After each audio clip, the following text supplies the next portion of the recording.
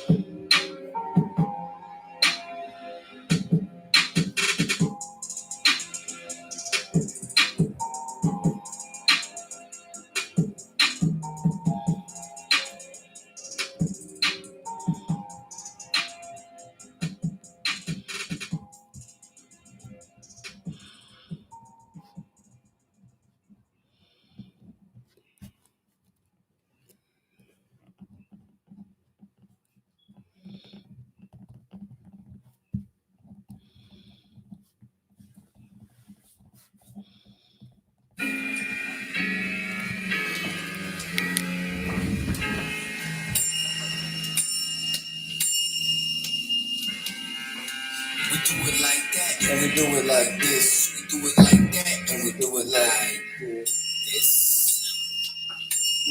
Yeah. Swing low, low, get me out this plantation. I ain't on the block no more, no grams weighing. I don't even pet no hoes, my ribs sticking. Try to keep them humble and never run in the streets. My kids speaking Hebrew, so you know that I keep. It's hard, gotta hold. But I've been reading that 1611 so long. I can't even read a regular Bible no more. I be looking for the Roman numeral numbers and stuff. I just started with the 1611.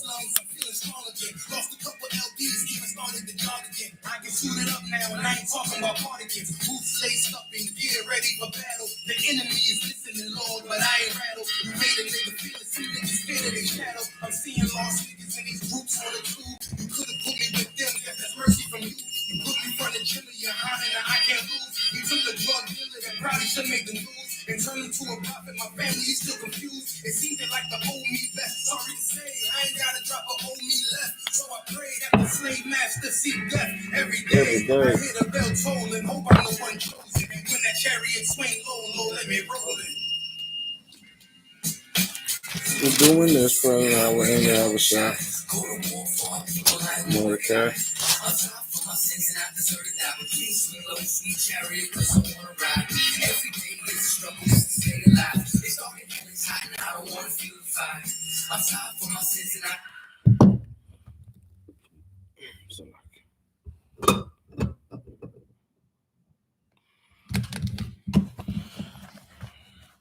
All right, Shalom Israel with the ISUPK. Start out at 1 West, 125th Street, Harlem, New York, under Commanding General Yohana. The ISUPK is not affiliated with any other Hebrew Israelite group. None, nada, zero, zilch. I'm also in the quorum of the Nashville School. Yahweh by Hashem Yahweh Shabbat to my brothers. Yahweh Shamar Alatan by Hashem Yahweh to my sisters. And we got a real good class today. This is the brotherhood class that we teach every Tuesday in the Nashville School. All right, so today we're going to talk about parenting. All right, parenting and how, to guide your children into making the right decisions. All right, this is what this class is going to be about. This is about guiding the children into making the right decision, how to train up and teach your children according to what the scriptures say. Correction, according to what the scriptures say. It's hard being a parent. You know what I'm saying? It's very hard being a parent. I didn't get it, until I had children. I understand what my mom and my dad went through dealing with me.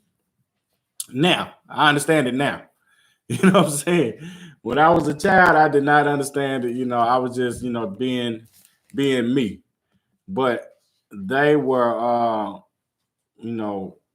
I challenged their authority at all times. You know what I'm saying? And that's what, children of today, they do to their parents. All right, they challenge their authority, because it's just what, what they do. You know what I'm saying? Children, I did it. Other children did it, and everybody else do it, but there's ways to correct your children. You don't have to kill your children, beat them to death all the time.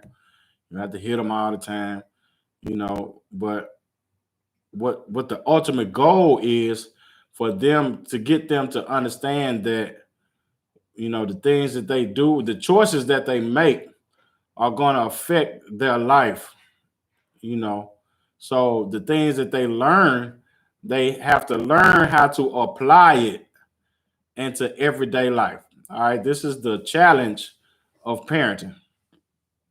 It's teaching your kids the right way to go and have them apply it to everyday life. All right. So if you're teaching your child, to do wrong, they're going to apply that to their life. You're teaching your child to do right, then you're giving them a fighting chance in a world that's so cold, man. This world is very, very cold on everybody, and it's, definitely cold on Black and Hispanic children.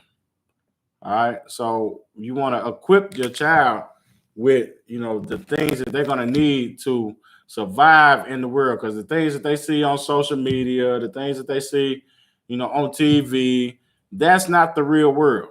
That's not what you're going to be dealing with when, you become an adult, or you're not going to be dealing with it as a child.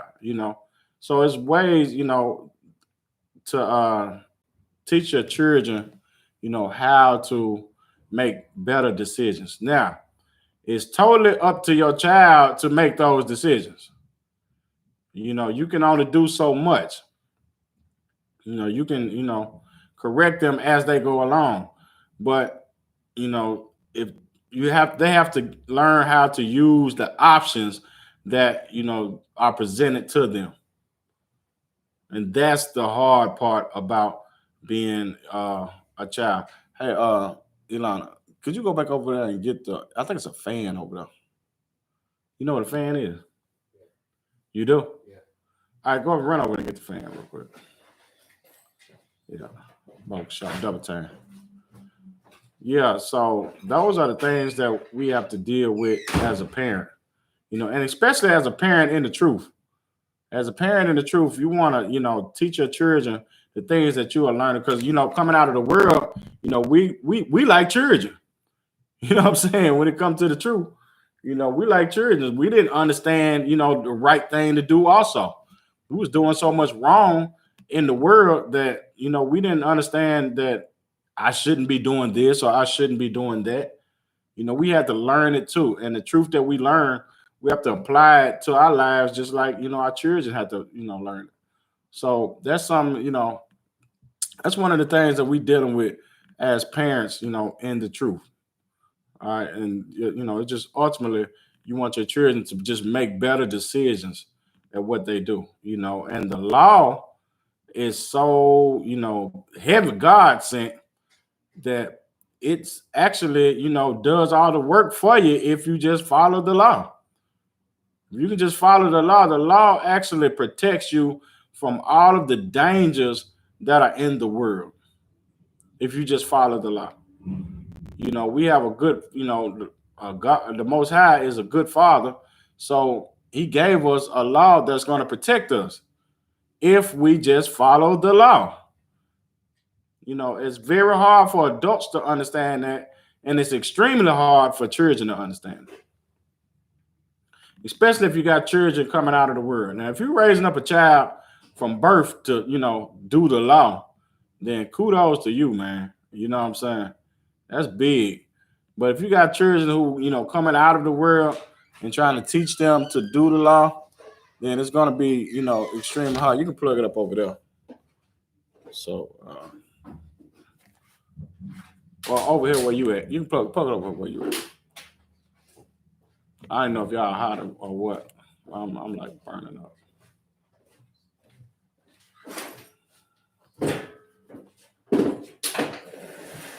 You can put it like in the back so it can't hear it on the.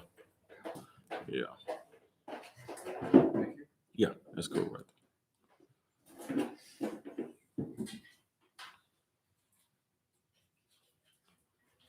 Yeah, so it's hard for children, coming out of truth, Since you got an input on what we talking about today, you're a parent, and you know how hard it is to raise children, and just raise them in the truth, according to what the scriptures say. It's hard. It's like I guess the thing I can say is, it's different when you first, especially when you first coming in and your kids is in the truth. They start out kind of knowing you to think that okay, they'll grasp it, try to hold on to it because they're being taught, different than what we were taught. We went so long without knowing, facts, living in this fantasy of Christianity. Right. But so, you think, oh, okay, you tell them the truth, tell them really what's going on and be honest with them, up front, that will make them, kind of stray away from stuff in the world. But sometimes it just ain't true, Right. Sometimes they get it, and sometimes they don't. Right. But so that's what the class gonna be about today. It's a brotherhood class because, you know, being letting the scriptures be the guide on, the family structure is very important. It's very important for us to even have family structure.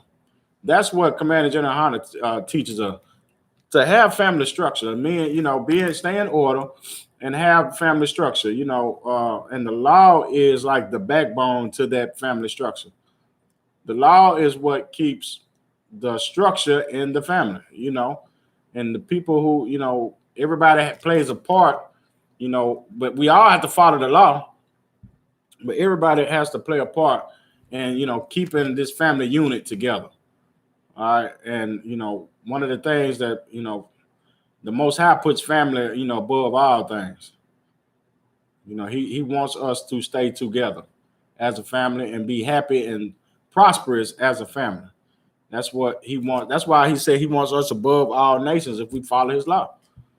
You can't be above all nations doing what the nations do. We can't be above all nations doing the same thing they're doing.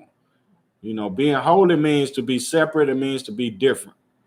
And we can't, be different if we're doing what everybody else do. The law is what makes us different.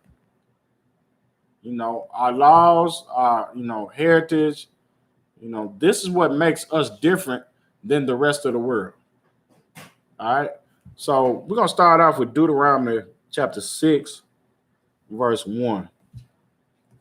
The book of Deuteronomy chapter 6, verse 1. So this is when Moses was bringing the children of Israel out of Egypt, through the wilderness, and he was introducing them to God's laws and the things that God wants us to understand. All right. So Deuteronomy chapter 6, verse 1. Did y'all have any questions about anything before we get started? All right, Deuteronomy chapter 6, verse 1. Deuteronomy chapter 6. Speak up. Deuteronomy chapter 6, verse 1. Verse 1. Now these are the commandments, the statutes, and the judgments which the Lord your God commanded to teach you. All right, stop shaking. Everything's shaking. You're shaking everything. All right, start it off. Now these are the commandments and statutes and the judgments which the Lord your God commanded to teach you. All right, he says, so now this is the first thing that they was learning when they was coming out of Egypt. All right, keep reading. That ye might do them in the land whither ye go to possess it. All right, so he wanted us to do these commandments, wherever we go. When we go to the land to possess it or wherever we go. The Lord wants the children of Israel to do his laws, his statutes, and his commandments. All right. This is very, very important, y'all. Because his laws, statutes, and commandments, like I said, that's what makes us different than everybody else. Because everybody else don't have the laws, statutes, and commandments. So when we do the laws, statutes, and commandments, it's going to bring about change and it's going to set us apart from every other people on earth. All right. This is very important that we do this. All right, keep reading. So that ye might do them in the land whither ye go to possess it. Verse 2. That thou mightest fear the Lord thy God, to keep all his statutes and his commandments, which I command thee, thou and thy son. Thou and thy son. Keep reading. And thy son's son. And thy son's son. All right, keep reading. All the days of thy life, and that thy days may be prolonged. And that thy days be prolonged. So basically what the Most High is saying is what? Anybody? Go ahead, sister. He's saying that if you keep his commandments and what he's telling you to do, and you teach your son, and you teach your son's son, and you just keep going on and on. Right. This is very important right here. All right. This is extremely important that we, get the law, statutes, and commandments and teach it to our children. Teach it to your children. And then your children are going to do what? Teach it to their children. Then your children's children are going to do what? Teach it to their children. This is how you stay a righteous people. All right. That's the goal that the Most High want his laws, statutes, commandments always taught generation after generation after generation to keep teaching his laws, statutes, and commandments to your kids and to your kids' kids and to their kids, and it just keep going on and on and on and on. You know, when y'all have kids, then you can teach them to your kids. This is what the Most High's goal is. It's important because once we're doing it, you know, that's what breaks generational curses and stuff. You know, I'm the only child in my family who's in the truth. So I'm that one person out of my whole family who's breaking the curse of generation after generation after generation that we've been going through. I come from a long line of felons and gangsters. You know what I'm saying? But I'm breaking the curse by following the law, statutes, and commandments. And I'm teaching my children to break the curse. And I want them to teach their children to break the curse, to not go back to the curse. Because the curse is always going to be there. And so is the law, statutes, and commandments. So it's not like a gray area. It's either you're doing the law, statutes, and commandments, or you're being cursed. Ain't no gray area in it whatsoever. All right. Drop down to verse 7. Verse 7. And thou shalt teach them diligently unto thy children, and shalt talk of them when thou sittest in thine house, and when thou walkest by the way, right, and when thou liest down, and when thou risest up. And when thou liest down, and when I rise up. So we should always be, you know, teaching the law. If I see someone breaking the law, then I have to say something about it. I can't allow someone to break the law and not say anything about it. You know, within my household. And that goes for everybody. That's you teaching your children diligently. You have to teach them the law. Keep reading. Verse 8. And thou shalt bind them for a sign upon thine hand. All right. And they shall be as frontlets between thine eyes. All right, what does that mean? What do y'all think that means? That you should bind them around your hand and frontlets upon your eyes. All right? You bind them upon your hand. The laws. You binding them around your hand. What does that mean? Just give it a shot. Go ahead. That they're stuck to you, like you just remember them. You remember them. You getting close. All right. You remember them. But what do you remember? Remember to do them. To get a brother hand. That's what it means when it says you bind them around your hand. You know, all of the works that you do, you work with your hands, right? All of the works that you do, remember the law in all of your works. All right. What does it mean when it says as frontlets to your eyes? Frontlets to your eyes.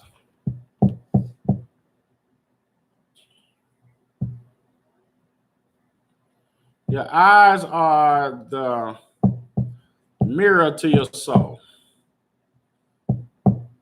So, well, I'll give it to you for time's sake. All right, so whatever you thinking about, you know, when you think about things, you think of the law. And the things that you see, all the wants of your eyes and stuff, think of the law. Think of the law first. And everything that you do and everything that you want, think of the law. All right, keep reading. And thou shalt write them upon the posts of thy house and on thy gates. Yeah, and all throughout your house, it should be everything lawful going on inside of your house. Everything should be lawful going on inside your house. Food, you know, all food inside your house should be lawful. Just everything that's going on inside of your house should be according to the laws, statutes, and commandments of the Most High. All right. Drop down to verse 13. Verse 13. Thou shalt fear the Lord thy God and serve him, and shall swear by his name. You Verse should 14. fear. It says that you should fear the voice of the Lord. Read it one more time. Thou shalt, it's like verse 13. Thou shalt fear the Lord thy God and serve him. And serve him. All right. Keep reading. And shall swear by his name. All right. You should know that he is, there's no other besides the Most High. You should serve the Most High. How do you serve the Most High? How do you serve the Most High? One of y'all in the front. How do you serve the Most High? Go ahead, sis. I can't speak up. By following his laws, statutes, and commandments. Right. By following his laws, statutes, and commandments, that's how you serve him. Doing what he says to do. That's how you serve. That's how you fear him. That's how you serve him. By doing what he say do. Keep reading. Verse 14. Ye shall not go after, ye shall not go after other gods of the people which are round about you. All right, what does that mean? Don't go after the gods of the people that are round about you. What does that mean? Go ahead, brother. Don't worship the other gods of like the other nations. People like, that aren't your people. Right. The people don't do the things that the people around you are doing. Don't do the same thing that the people around you are doing. You might not even think of it as worshiping another God, but you know, the Lord is telling you if you're not doing what they're doing, you don't have to worry about worshiping their gods. All right, keep reading. Verse 15. For the Lord thy God is a jealous God among you. Mm-hmm. Lest the anger of the Lord thy God be kindled against thee, and destroy thee from off the face of the earth. And the Most High is a jealous God. He don't want you doing what everybody else doing when he got a set amount of rules for you to do. He got things for you to do. He don't want you serving other gods when you should be serving him. Another way of serving another God is doing what their gods say do. Not doing what if the Most High tell you to go left and you go right, guess what the Most High think? Go ahead. Now, why does he think that you're serving another God? Because you ain't doing what he said. That's why he think you serving another God. Anytime you're not doing what the Most High said, you are serving another God. If, let's say, for instance, your mama tell you to go do something, but somebody else tell you to go do something else, and you go do something else, you disobeying your mama. You serving the other person and not serving your mother. And that's the way the Most High look at it.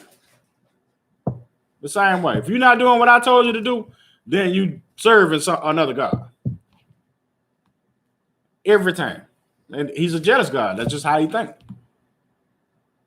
And it's important for us to know that. You might not even think of it as you serving another God, but by your very act of defiance, it's proven that you're serving another God. And the Most High is a jealous God.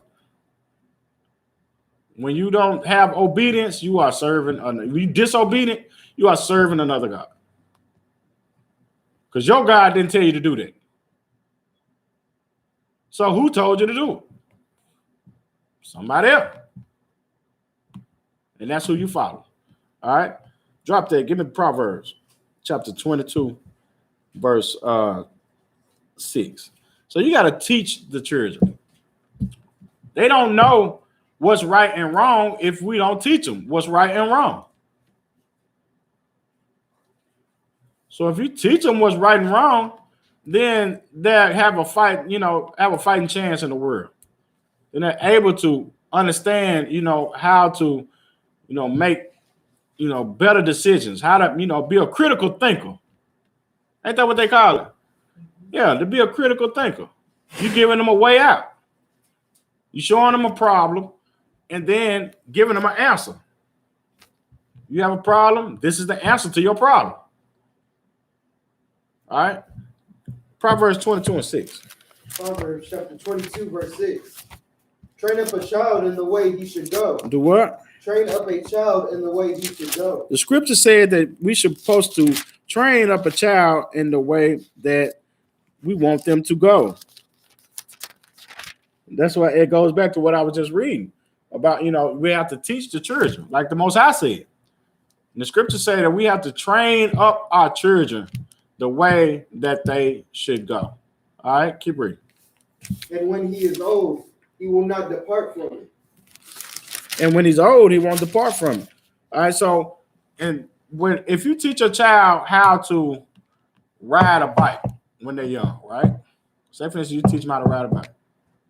Do they ever forget how to ride a bike? Never. You never forget how to ride a bike once you learn. These are things, that you learn when you're young with the things that you're learning now. And I remember, and I was just thinking about, when I came into the truth. I was a grown man. You know what I'm saying? Some of these children that are born in the truth, or some of these children that come into the truth at a young age, man, they don't even understand the advantage that they have in life by just learning the truth. Somebody who's older can look back and be like, okay, man, if I would have had this in life, a long time ago, my life would be totally different than what it was. And the truth, having the law, statutes, and commandments is an advantage, man, over, and that's why the Most High, said that we'll be a separate people, because the law, statutes, and commandments gives you an advantage in life that other people don't have. It gives you wisdom, it gives you knowledge, it gives you understanding that the other nations do not have whatsoever. You just get an advantage by following the Most High. And people don't understand how blessed they really are by getting this young.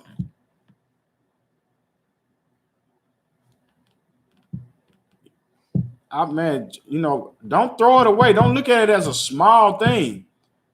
When you teach your child the law, statutes, and commandments at a young age, don't look at it as a small. That's a great feat, because the world is telling them to go against everything that you're teaching them. The world is saying go against everything that you're teaching them.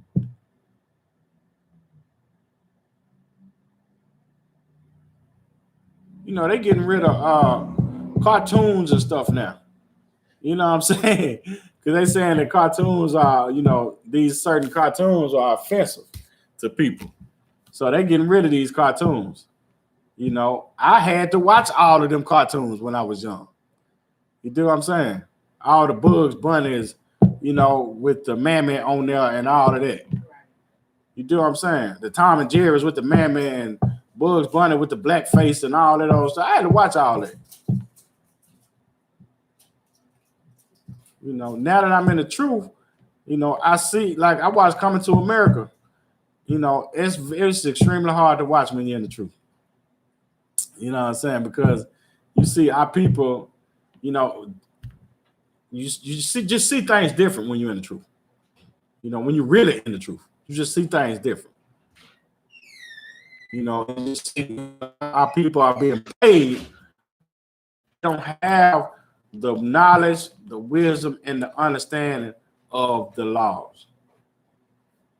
The law is, our advantage in life. The law, statutes, and commandments are our advantage in life. That's the gift that the Most High given us, and it's protection. So don't think that it's a small thing to train a child up the way that they should go. What's the way that they should go? Somebody. Go ahead, sister. Towards the Lord. Towards the Lord. The law, statutes, and commandments is a path. It's a light. What it said in the scripture, it's a light, a lamp to your feet. And it guides you the way that you need to go in life. and it gives you light so you can see which way to go in life. That's what the law, statutes, and commandments are about. So when you train a child up with the law, statutes, and commandments, you're giving them an advantage to, be able to navigate through the darkness. The law, statutes, and commandments is the light to give you to navigate through the darkness of the world. It's extremely important, man. It's a gift that the Most High is giving our people. The truth is light in a dark place. When everybody else can't see, guess what? You'll be able to see. Train up a child the way that they should go. So when they're old, they won't, forget it. And then they'll teach it to their children. They'll train up another generation of children the way that they should go. And then we'll slowly start to see how our people will start changing, the perception of our people will start changing also. People start looking at our people different. Well, they don't do this no more. They don't get high no more. They don't, They're not, drug addicts and murderers and gangbangers. They're not doing none of that no more. What changed them? Then you'll be able to see where all of this is coming from and how it is that, going forward, we can change our people. Read it again. Verse 21. Sorry. Verse 6. Train up a child in the way he should go, and when he is old, he will not depart from it. Mm-hmm. Drop that. Go to Proverbs 12 and 15.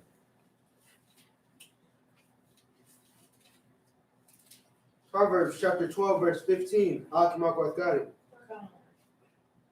Verse 15. The way of a fool is right in his own eyes. Hold up.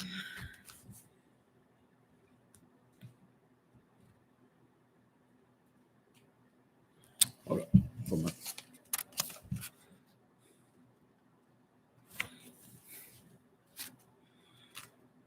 All right, so like Proverbs 22 and 15. So like.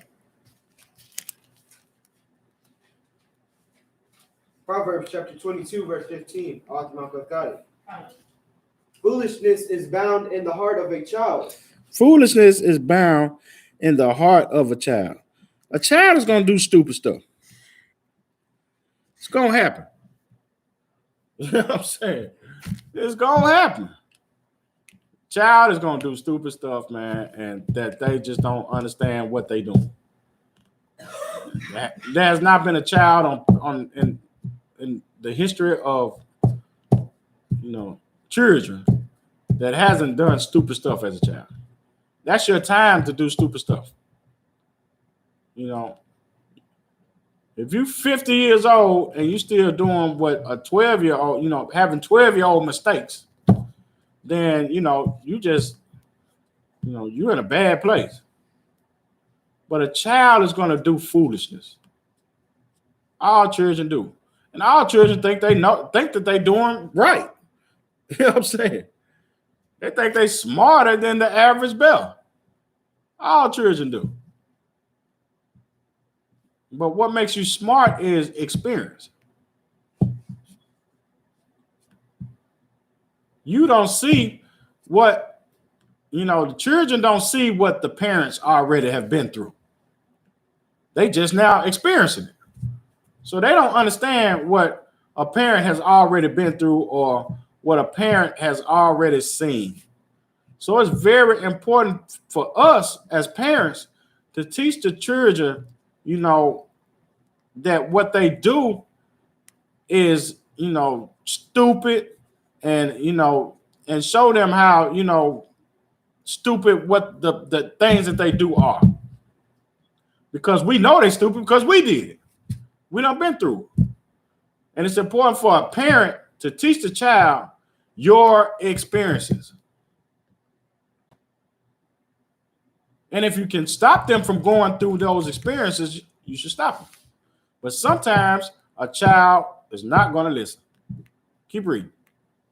But the rod of correction shall drive it far from him. But what? But the rod of correction shall drive it far from him. Don't be scared to correct your children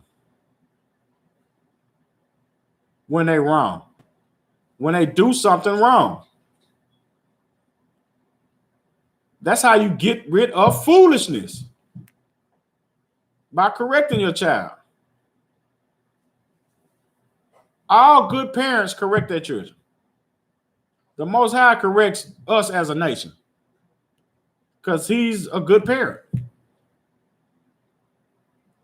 All good parents correct their children when they are doing foolishness, because a good parent understands that without that correction, they will continue to do foolishness. So you got to nip it in the bud. They don't know no better. They children. But a parent has to step in, and you can't be scared of your kids. There's some parents out here who are scared of their kids. You know what I'm saying? Some parents out here are scared of their children and will not, correct them. And they didn't correct them early enough. So now their kids are out of control with the foolishness.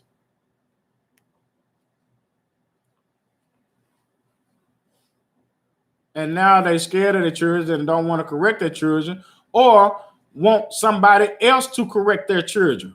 You know how many sisters out here is looking for a man because they got some badass little boys that, their dad ain't in their life, but, they don't want to correct the little boy, so they want a man to come in and, play stepdad to correct their children. There's a lot of women out there like that. It's a lot of women out there like that. And they, a man to come in and be like, okay, them children too damn bad. I ain't got time, you know what I'm saying? I ain't got time for that. I see why they dad ain't around. You know what I'm saying? And ain't gonna deal with them children, man. Because, didn't nobody correct them from early age. So now they just do what the hell they want to do. And this is what's going on in our community, so-called Black community and Hispanic community. But we can't be scared to correct them. The foolishness of childhood. Because childhood is foolishness. You know what I'm saying? You're going to be a fool and do foolishness as a child.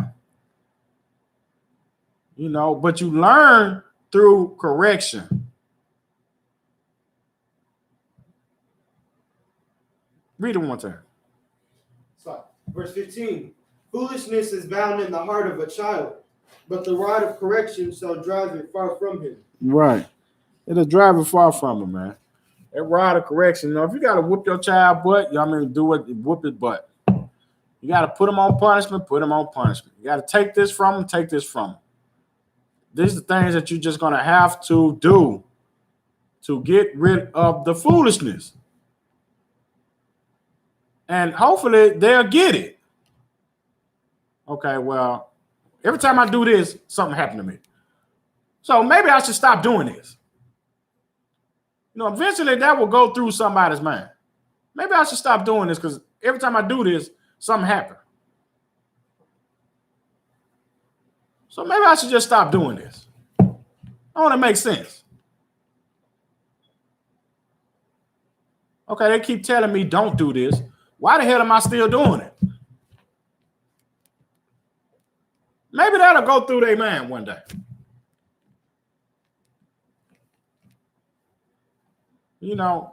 Children, going to be children.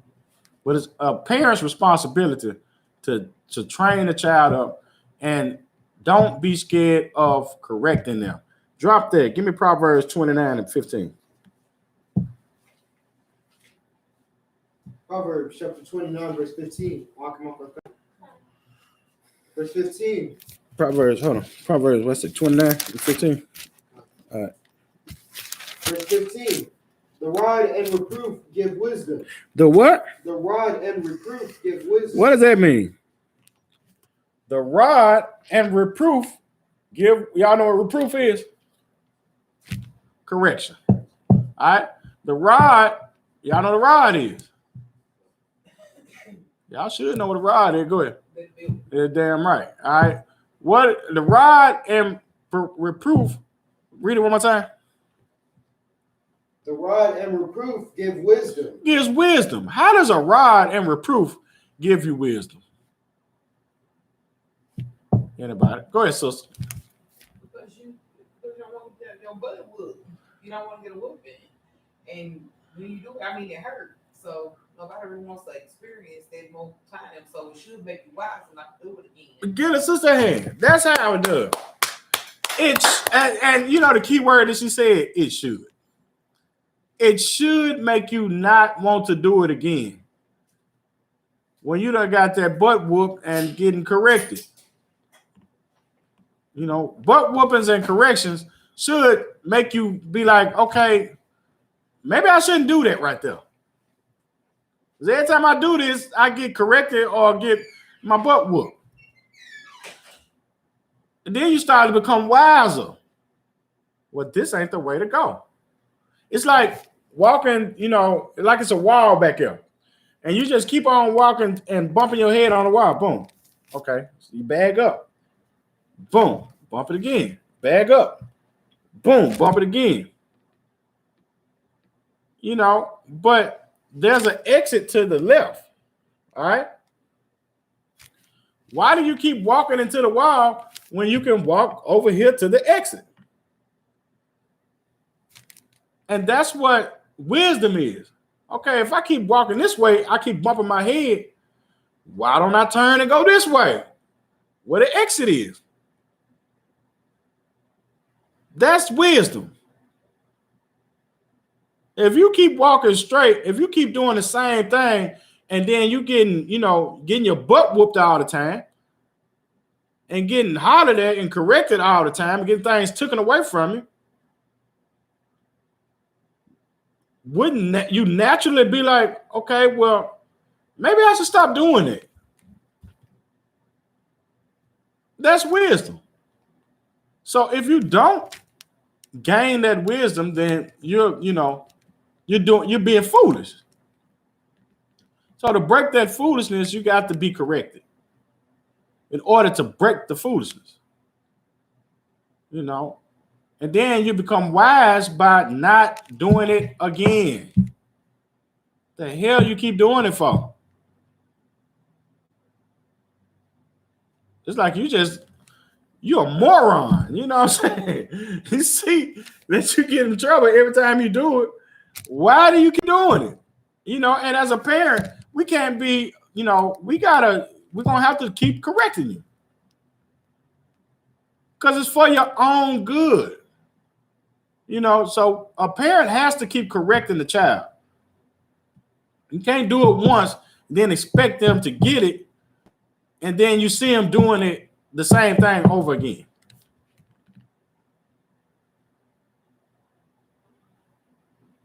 Foolishness. It's foolishness.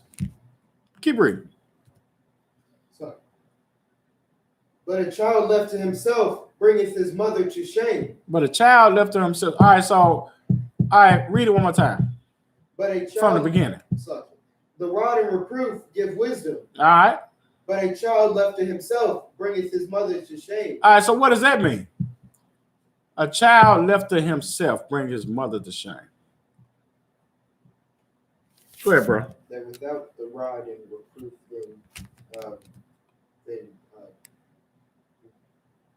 you're dishonoring your parents.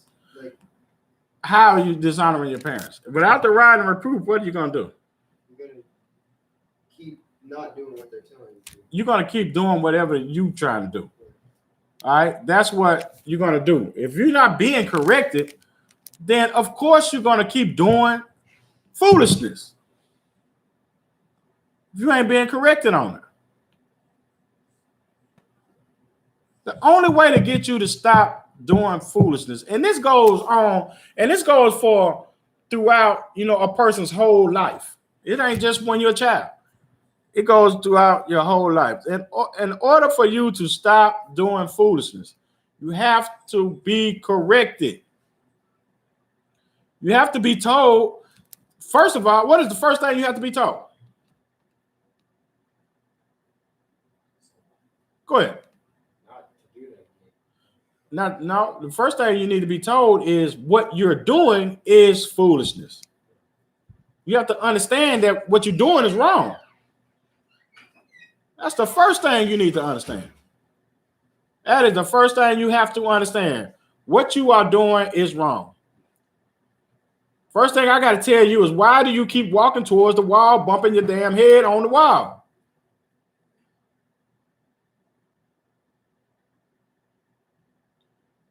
Then I got to tell you, as a parent, the exit route. It's an exit right here. It's a door right here. You could be walking that way.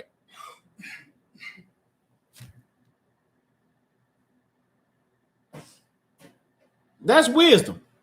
Because guess what? Next time you're going to do what? What's the next thing? What you going to do next time? If you're wise. Go ahead. You're going to go through the damn exit. Get a brother hand. He in class. You're going to go through the exit. You're going to listen to what you was told and go the right way. That's wisdom. That's where you gain your wisdom from. Listening to correction and doing what you were told to do. That's wisdom. What would be foolishness? Sister on the front row, on the end. What would be foolishness? Speak up so I can hear you.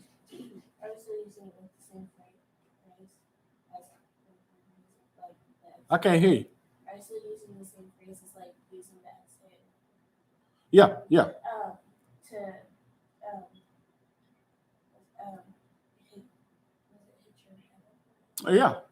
That's it. That would be foolishness. To keep walking towards the wall and hitting your damn head instead of going out the door right here. That would be foolishness. And that's what and it's shameful to keep, that's what the scripture's talking about. You bringing your mother to shame, but the scripture is telling us that we have to correct you. And if we don't correct you, you're going to continue to, walk into the wall and, look like a fool and have your mother, or your parents looking like fools. You're going to have your parents looking like fools. Your children will have, us looking like fools, if we don't teach them.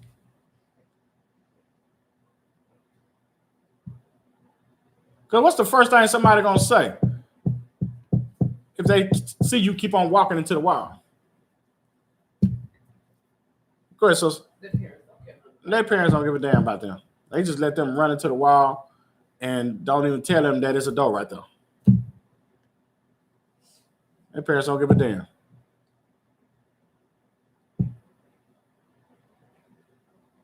People are always watching, somebody always going to have something to say anyway.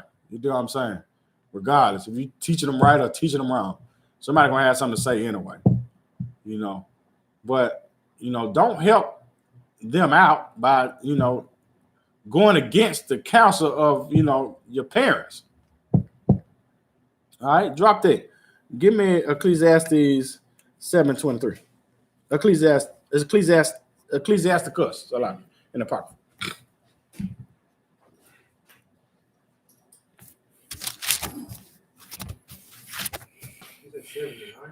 Ecclesiasticus 7:23. Ecclesiasticus chapter 7, verse 23. On my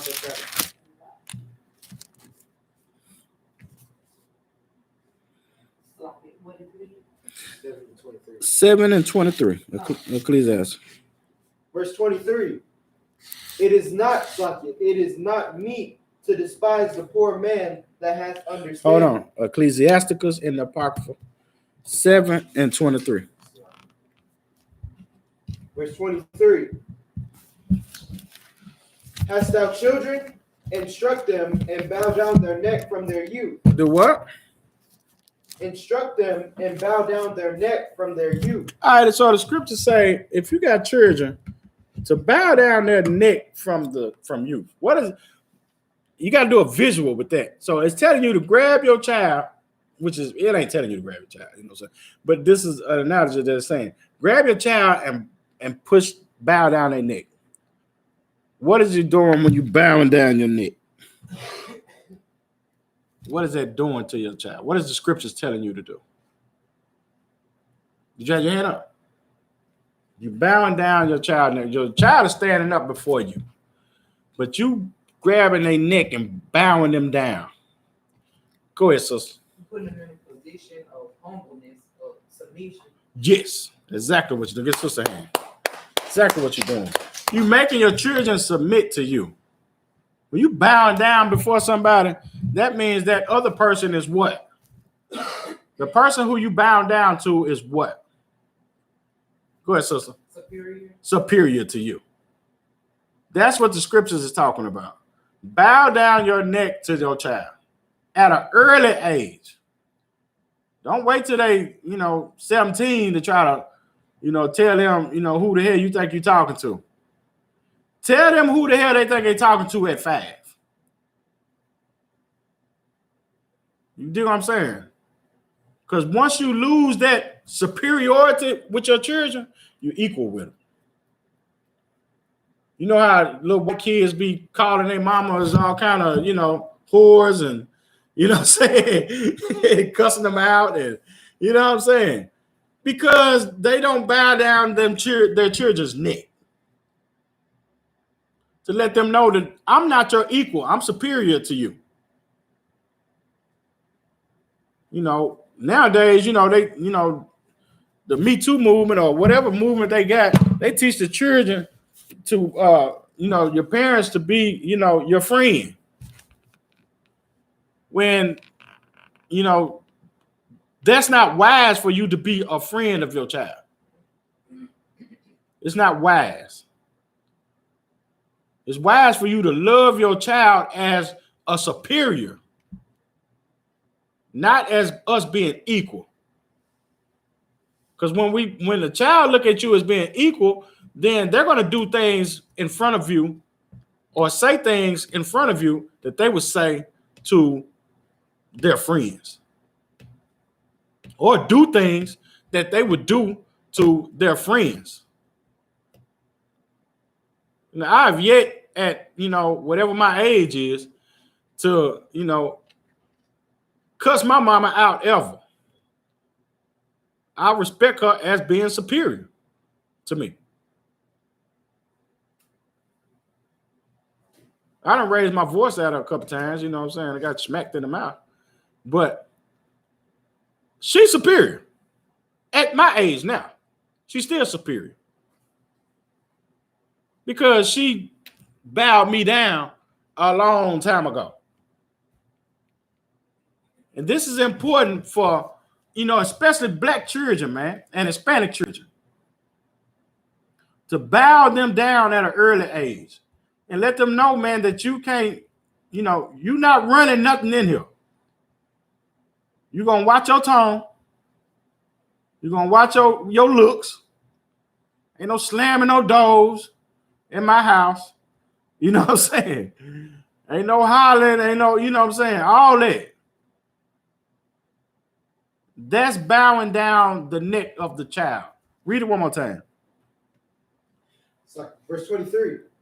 Hast thou children, instruct them, and bow down their neck from their youth. Mm-hmm. Keep reading.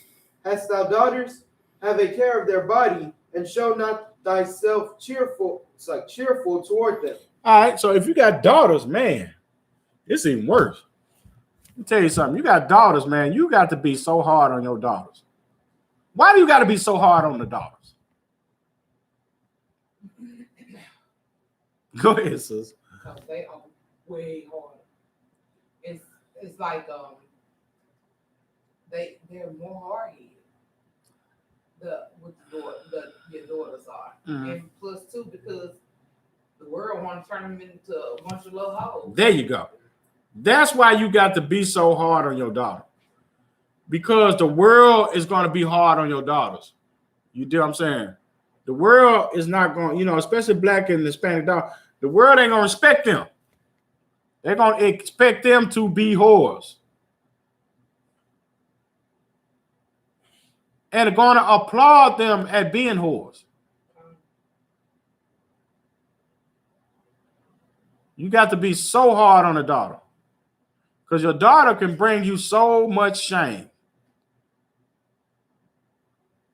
They can bring you so much shame. A son can too, but your daughters will bring you more shame faster than your sons will. And the scripture said, what? Read it one more time. So, hast thou daughters, have a care of their body. Have care of their body. Teach your daughters to care for themselves, man. To respect their bodies, man. And not, show their bodies off, or that's why, modesty is a beautiful thing. Being modest is a beautiful thing. Because a woman, that's what Commander General Hunter teach. A woman shouldn't show her body to nobody but her man.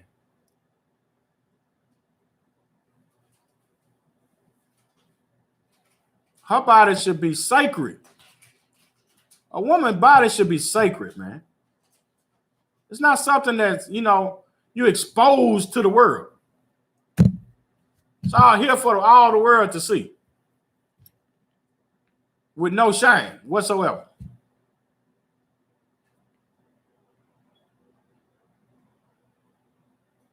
It says what? Sorry. And show not thyself cheerful toward them. And show not thyself cheerful toward them. You got to be hard on them, man. You got to love them, but you got to correct them hard and constantly. Because a daughter is going to try you, black man. Your daughter is going to try you, man. Black woman, that your daughter is going to try you. I'm talking about like as soon as they, get some bee stings on their chest. What you laugh for? You thought that was funny? You thought that was funny?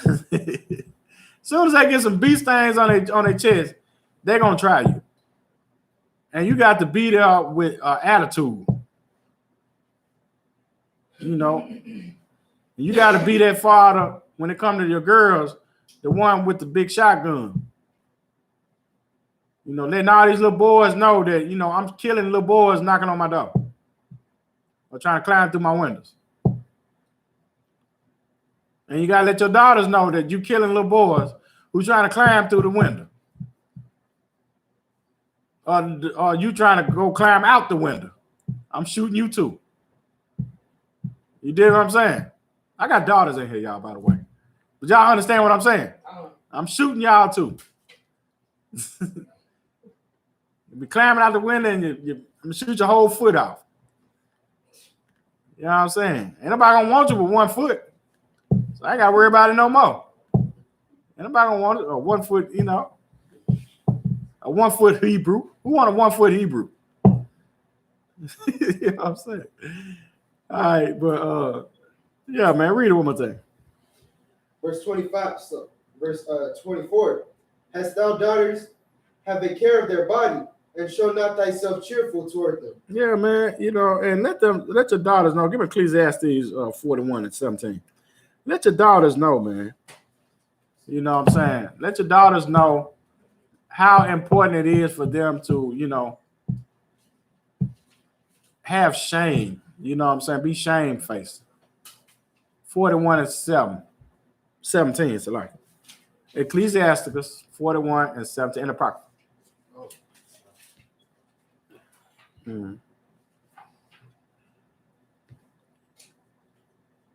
It's important to be shameful, or for a daughter to be. Hey, man, this is a good class, man, for people who have children. Or parents who are going to become parents. Women and men who are going to become parents. Because the Bible, the correction in the Bible, it gives you life, man. It saves your life. If you can be corrected, it will save your life. And you'll live life more abundantly when you can accept the correction that's inside of the Bible. All right. Ecclesiastes 41 and 17. Ecclesiastes chapter 41, verse 17. Verse 17. Be ashamed of whoredom before father and mother. He said what? Be ashamed of whoredom before father and mother. It said, be ashamed of whoredom before your father and mother. What does that mean? Be ashamed of whoredom before your father and mother. What does that mean? Little girl right there, little sister. What does it mean to be ashamed of whoredom before your father and mother?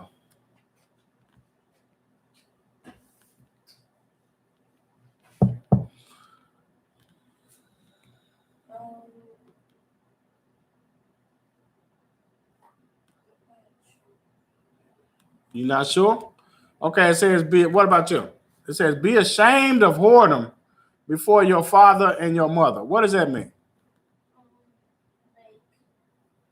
I guess don't stop trying to be a hoe. I'm gonna let you get away with that one right from this time. Stop trying to be Say whore instead of yeah, right. All right. That's the more.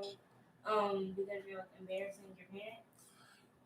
Okay, yes, that you own it. Okay, so how should you feel by doing it? You should feel shame. What's a shame? Like you should be embarrassed. Yes. Get a sister hand. All right.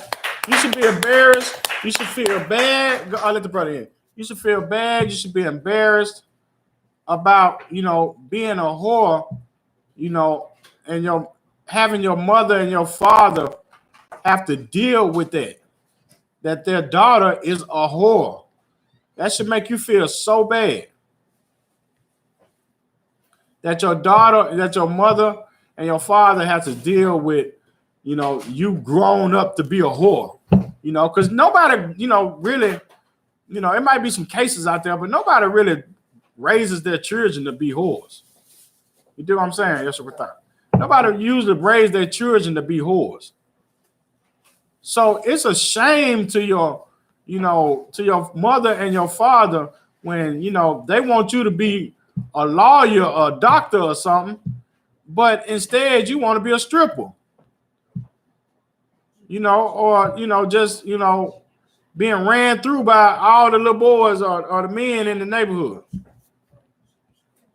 You should feel ashamed of that. That should be embarrassing to you. That you have to embarrass and have your mother and your father endure that shame. All right, read it one more time. Be ashamed of whoredom before father and mother, and of a lie before a prince and a mighty man. All right, in the same way you shouldn't lie before a prince and a mighty man, because your mother, they are the superior ones to you. All right, so you shouldn't want to, shame or just be a burden to your mother and your father because of your whoredom. And serving other God, and this can be spiritual also. You know what I'm saying? When your mother and your father raised you up to serve the Most High, but then you become a Christian, or you become a Muslim, or even worse, you don't even believe in God. Period. When your parents done raised you up, to do the law, statutes, commandments, and believe in the Most High, and like I said, this could be spiritual also. That's a shame that that you putting your parents through. You should be ashamed of that. You should be embarrassed of that. All right, drop that. Give me Ecclesiastes 42 and verse 9. Ecclesiastes chapter 42, verse 9. Verse 9. The father the father waketh for the daughter, when no man knoweth, and the care for her taketh away sleep. What? Okay, so it says the father waketh for a daughter when no man knows. All right, and the care for her take away his sleep. What does that mean?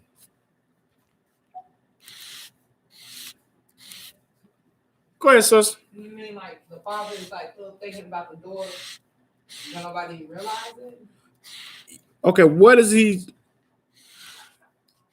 He's concerned about her. Yes, he's worried about his daughter. You know what I'm saying? The father, it's like, you know that your daughter, you know, is promiscuous or something. And you just worried that she finna go, you know, you trying to sneak a nigga in the house, or she trying to sneak out the house, or she going to do something. You know, that worries a father. Because a father, like I said, a father don't want to have the burden of his daughter being a whore. So, you know, you constantly, you can't get no sleep thinking about, you know, the whoredom that your daughter is out here doing. You know what I'm saying? She out here, you know, running house to house, nigga to nigga, jumping car to car.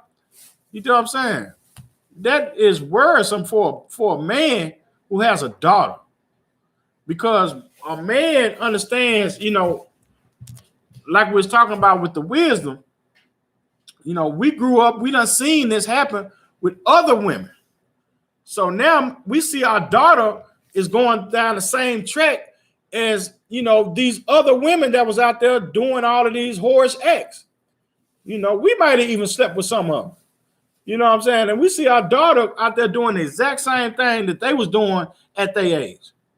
So we see her going down the horse track. So that worries us. And I don't want my daughter, you know, to grow up like, you know, whoever it was in the neighborhood, you know, Strawberry in the neighborhood. I don't want her to grow up like that. So it worries you. All right, keep reading. Keeps you up at night. Keep reading. When she is young, lest she pass away the flower of her age. It's like, and being married, lest she should be hated. And she should be hated. You know, she gets married, and okay, why is she going to be hated?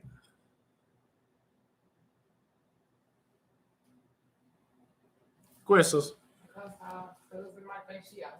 Yes, exactly. That's exactly why. That's exactly why. Because she grew up, you know, the father ain't for sure if she even a virgin. You know what I'm saying? The father don't even, he's not even for sure if she a virgin because he know how she came up. So her husband, whoever she go out here and go to, her husband gonna be hate her because he think that he got him a hoe. He done married a hoe now. You know what I'm saying? She got hoe ways and everything. So he thinking he done married a hoe now. Keep reading. Sorry. Lest she should be barren. Sorry. Verse 10. In her virginity, lest she should be defiled and gotten with child in her father's house. Do what? Lest she should be defiled and gotten with child in her father's house. And she hot. She out here hot. Hot Ted. That's what it's called when I was young. She out here hot. And now she done got with child in my house. What does that mean? Go ahead. Like that she's young and not married. She hadn't been betrothed by her father. Right. She hadn't been given to marriage. Right. And somebody done snuck in and knocked her up. And I don't know nothing about it. Because she hot. And it worries a father, man. That worries a father that, you know, your daughter is, you know, doing things at a young age that, you know, grown women should be doing. But she doing it at a young age. All right, keep reading. And having a husband, lest she should misbehave herself, and when she is married, lest she should be barren. And she should be barren, all right? Because, you know, the Most High ought to afflict you for doing wrong. All right, keep reading. Verse 11. Keep a sure watch over a shameless daughter. Do what? Keep a sure watch over a shameless daughter. So this is the remedy to that. In order to have, you know, for you to stop your daughters from being whores, a shameless whore. You know, she out here doing with no shame whatsoever. In order for you to stop her from doing that, read it one more time. Keep a sure watch over a shameless daughter. So you got to watch over her. You got to constantly be on her. You got to be bowing down her neck. Constantly. No smiles, no nothing. When it comes to a daughter. That's why I was saying with a daughter, you know, you gotta, you know, you can't be, you know, happy all the time with your daughter. You got to be on her. Because that can happen. Somebody slide in there, you got a grandchild when your daughter 14 years old.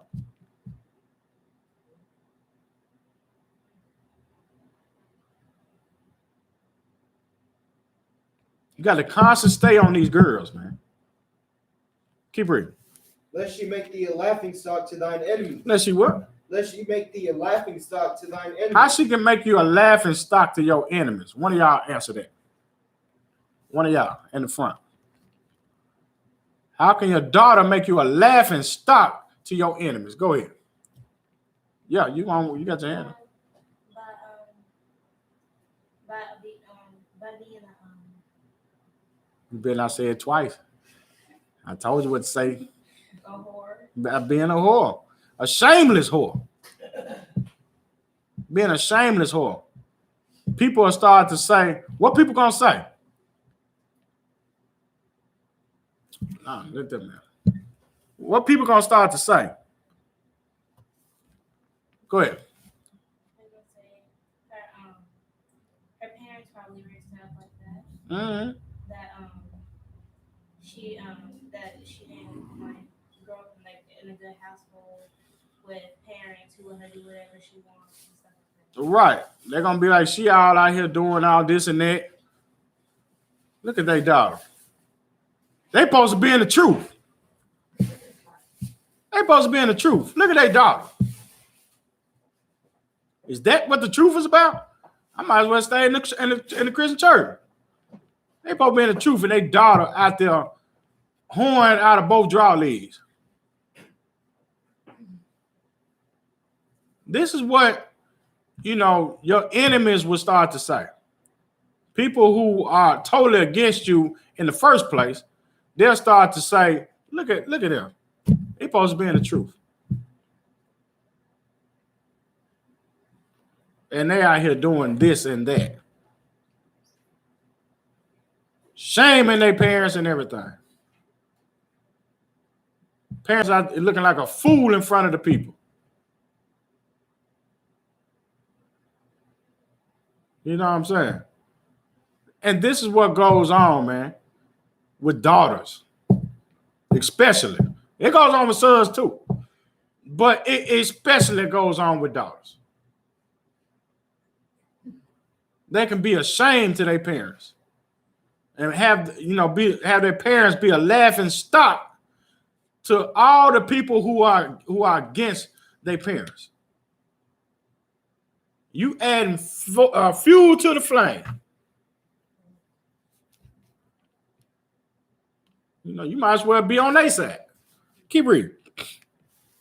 And a byword in the city, and a reproach among the people, and make thee ashamed before the multitude. And to make your parents ashamed before the multitude. It's a hard pill to swallow, man. When you see, you know, your children going a route that you didn't teach them to go. And they go on the route anyway. That's a hard pill to swallow. Kirk Franklin said he gonna break his son's neck. You know what I'm saying? He said he gonna break his neck because he was going, I can't say Kirk Franklin didn't teach him what he taught him though. You know what I'm saying? Because his son a homosexual. Kirk Franklin a homosexual too. But that's what he was taught. You know what I'm saying? But now his son that made him a laughing stock out here to the people. A byword. He a meme now. Kirk Franklin a meme now because of his child. You know what I'm saying? He a gift. Is that how you say it? Gift? Or is it GIF? I don't know. Yeah. But your children can make the parents, you know, a laughing stock, man, and be ashamed of it. Give me Titus chapter 2, verse 4. A trooper. Yeah, would you give me Ecclesiasticus 16 and 1. Titus chapter 2, verse 4.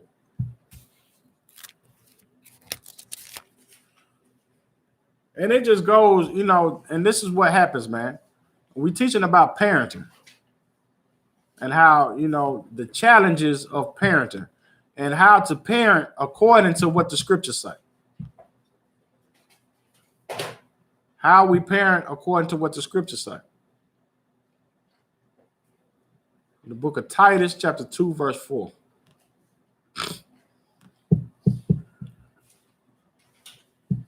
Because parenting is hard, man. I agree with you. This is the book of Titus, chapter 2, verse 4. I got it. That they may teach the young women to be sober. Teach the young women to be sober. The older sisters need to teach the younger sisters how to be sober. All right? Keep reading. To love their husbands. Mm-hmm. To love their children. To love their husbands and to love their children. That's something that the older sisters need to teach the younger sisters. You know, and it's important. That's part of, you know, parenting. You know, you'll teach, you know, the more experienced sisters can help the less experienced sisters. You know, it might be, you know, an older sister come in and there's a younger sister who don't, you know, this is her first time, you know, with a child or something. This is her first child. And you got an older sister who got, you know, 3, 4, 5 children. You know, she can teach the younger sister how to take care of, you know, her first child. You know, this is another important thing that, you know, we got to do as, you know, brothers and sisters. All right, we got to, you know, the older sisters teach the younger sisters how to take care of their children and how to love their children and how to love their husbands. This is something that, you know, Christ, you know, it's sisterhood. That's what it is.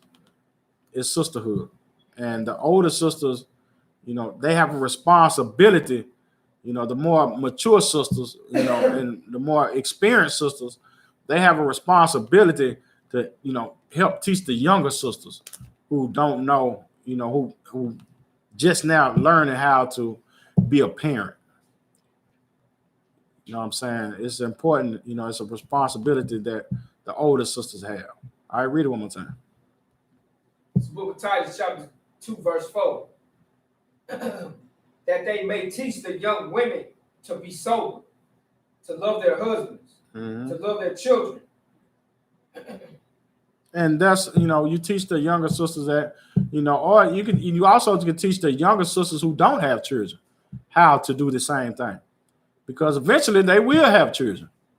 So you want to teach them how to, you know, be sober-minded, you know, love their husbands, and how to, you know, love their children. You know, because a lot of sisters come in and, you know, they don't know no better. They know what they was taught. You know, they was taught by the world, so they're going to teach their children, you know, treat their children how the world treated them, how their parents treated them, you know. So you want to, you know, help them out with, you know, learning how to raise up children in the truth, you know, according to what the scriptures say. All right, drop that. Give me Ecclesiasticus 16 and 1. Ecclesiastes chapter 16, verse 1. And then you give me Ecclesiasticus 22 and 9. Trooper. Verse 1. Desire not a multitude of unprofitable children. Do what? Desire not a multitude of unprofitable children. What does that mean? It says, desire not a multitude of unprofitable children. What does that mean? Somebody got their hand up? Anybody? Desire not. Go ahead, sis. There mean, is it saying don't desire a whole bunch of children who won't do nothing? Who ain't about nothing? Like, Okay, maybe I need to keep reading. I'm gonna come back to you. Hold that thought. Keep reading. Neither delight in ungodly sons. All right, now go back. Now, what was you saying, sis? so it says desire not unprofitable children. So desire not a whole bunch of children who don't have like no correction, no direction. Yeah. Like children, a bunch of children just out here just running wild. Badass kids. Don't desire to have a bunch of unruly, ungodly. They don't want to listen to nothing you saying. Baby kids. Don't desire baby kids. I'm trying to make it blunt. You know what I'm saying? These kids who don't want to listen, who want to do what they want to do, who, you know, they want to be, you know, whatever they want to be. You know what I'm saying? Don't desire to have a bunch of those kids. You know, because, you know, I grew up in the projects, man, and I've seen a lot of undesirable, you know, unprofitable children and ungodly children. You do what I'm saying? So you don't want to, you know, have a whole house full of ungodly damn children who don't want to listen to the Lord, who hate the Lord. You know what I'm saying? Want to do every sin under the damn sun. You know, don't desire to have them. Keep reading. So, verse 2. Though they multiply, rejoice not in them, except the fear of the Lord be with them. So it said don't rejoice in those kids, even though they're your kids. You got a bunch of these kids. Don't rejoice in those kids. Don't be proud of these children who are ungodly, who hate the Lord, and, you know, want to be whatever the hell they want to be and not what the Most High chose them to be. Don't be proud of them unless the Lord is with them. All right? In your eyes, they in the world. Look at them as if they in the world. Even though these your children.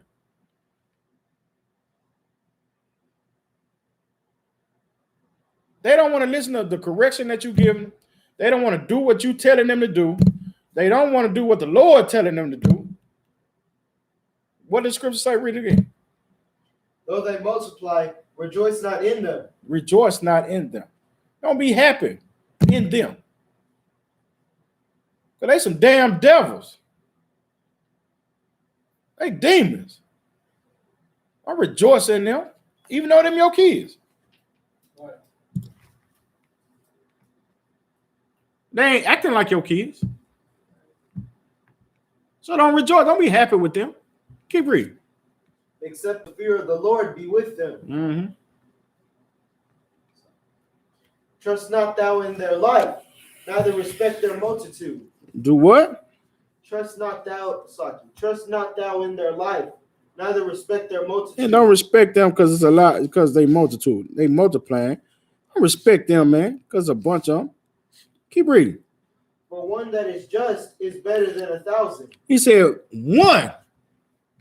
one child that is just is better than 1,000 badass kids. You got a bunch, even though them your kids. And you know, the Christian church, they tell you to love, you know, them your kids. So you want to love them anyway. Well, the Lord said, if you got one of them that's just, that's the one you love. Over 1,000. You got having one child, one just child is better than 1,000 badass kids. Keep reading. So,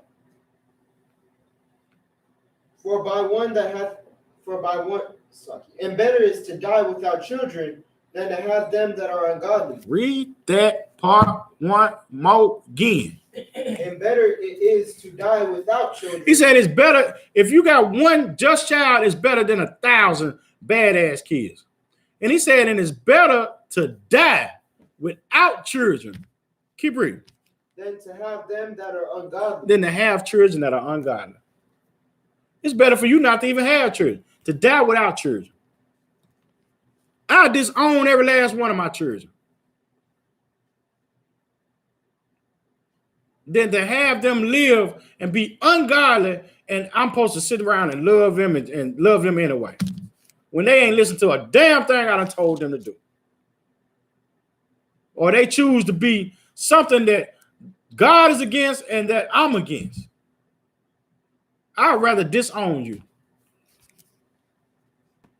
That's what the scripture says. It's better to die without children than to have a multitude of ungodly, badass kids.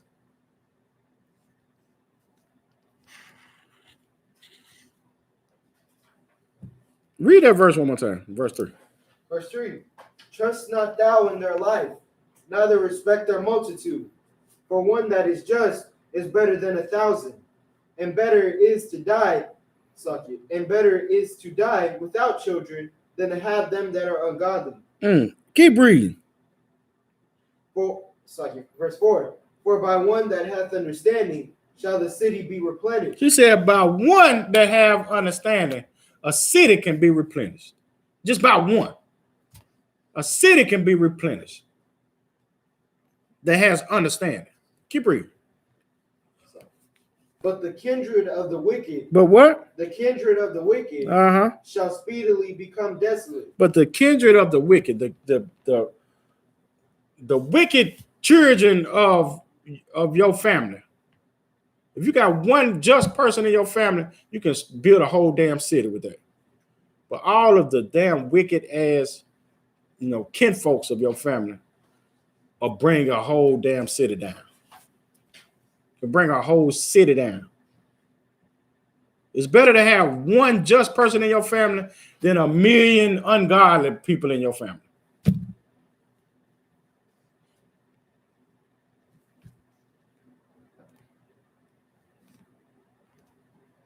It's going to be hard. It's going to be hard-headed kids, man. It's going to be hard-headed kids. That's just something that we all going to have to go through. You're going to have hard-headed kids. And it might come a time where, it gets so bad to where your kids are so ungodly and, what they call churlish that, you're going to have to, disown them. It might have to disown them. Even though you don't want them your kids, you love them.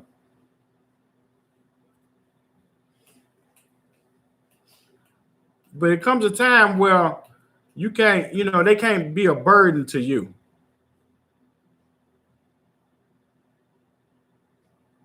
Especially when you done all you can do. You know what I'm talking about? You done all you can do, and then they don't want to listen. Sometimes you gotta wash your hands with them. All right. Give me what you got. Ecclesiastes 22:9. This is the book of Ecclesiastes, chapter 2, verse 9. Oh, awesome. I've got it. 22:9. This is the book of Ecclesiastes, chapter 22, verse 9. I've got it. If children live honestly and have wherewithal. So if a child live honestly and have wherewithal, they got, they got means, they got money, you know what I'm saying? Understanding. All right, keep it. They shall cover the baseness of their parents. They shall.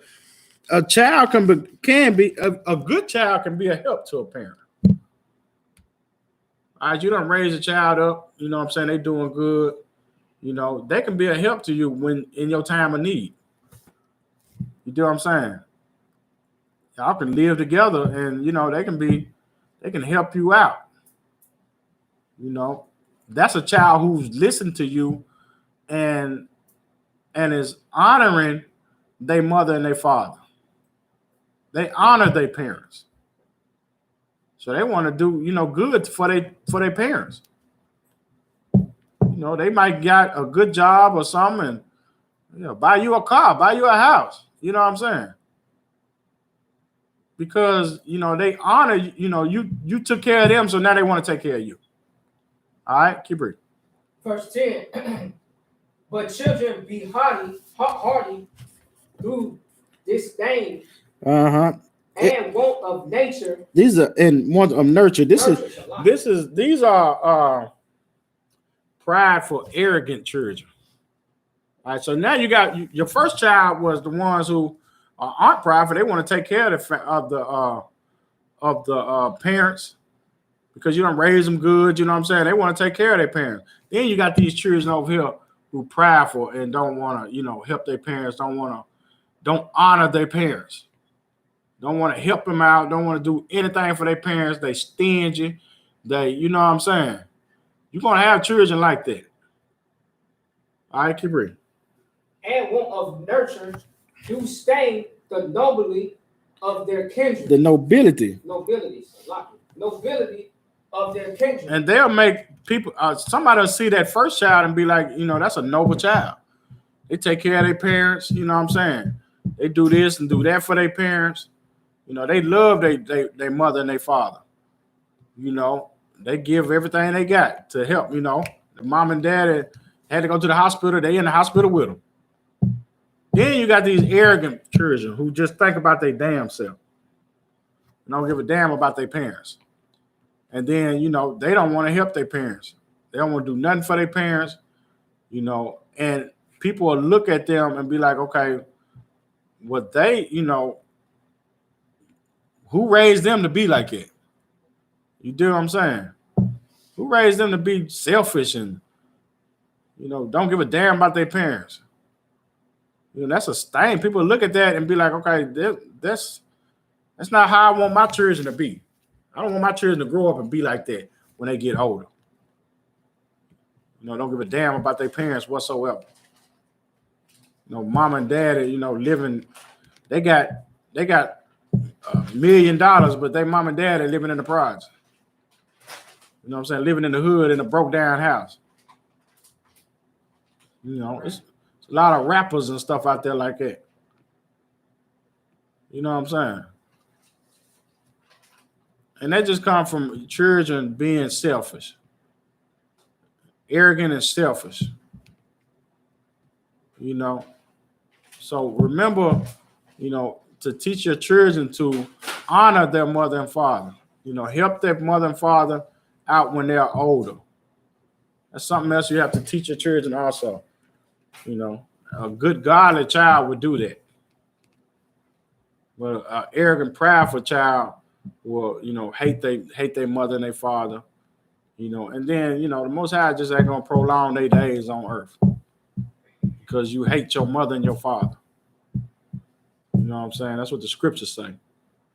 All right, drop that, man. Give me Colossians 3:20. We're going to end it on that. The book of Colossians, chapter 3, verse 20.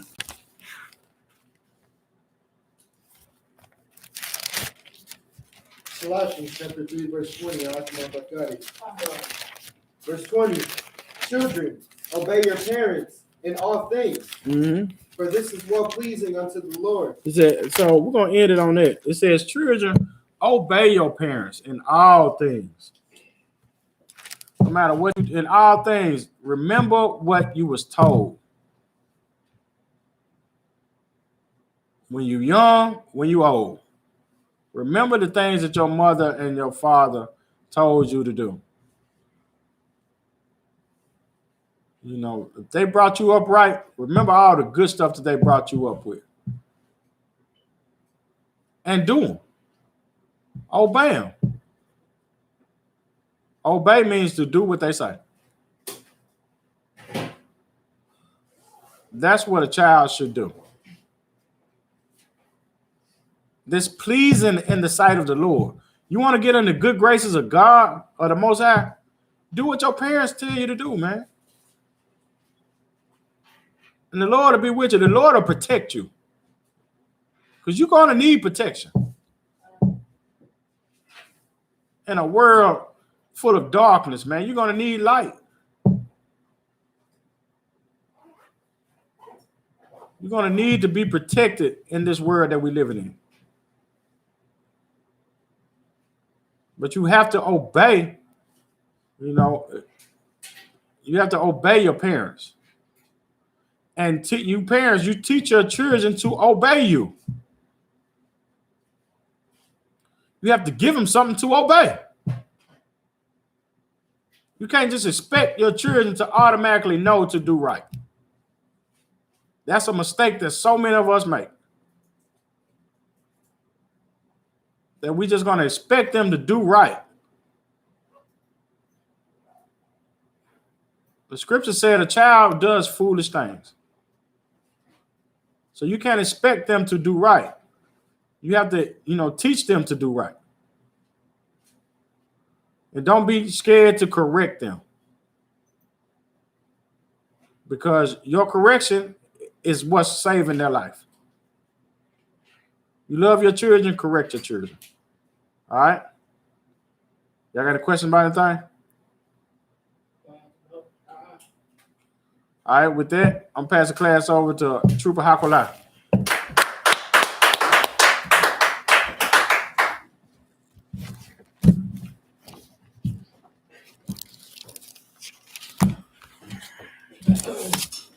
ISUPK security announcements. We are the ISUPK, start out at 1 West 125th Street, Harlem, New York. Rule for new brother and sister. When a new brother and sister comes into school, they're off limits for 6 months. They are to be saluted only. They are here to share themselves with the world. If they need transportation, the teacher will arrange it. After 6 months, if a brother and sister is interested in a particular person, he or she must get permission from the head to speak to a brother and sister. There's another 6 months where the brother and sister will report each other. After the 6 month period, the brother and sister get permission from the head to marry. Ties, which is a commandment. You can find the book of Numbers, chapter 18, verse 21, and the book of Malachi, chapter 3, verse 8 through 10. It means 10th in the Hebrew, Ma'asha. 10% of every penny of any increase the Lord gives you. Give it to the treasury department to teach it. Priest fund, free will orders for priests, not mandatory.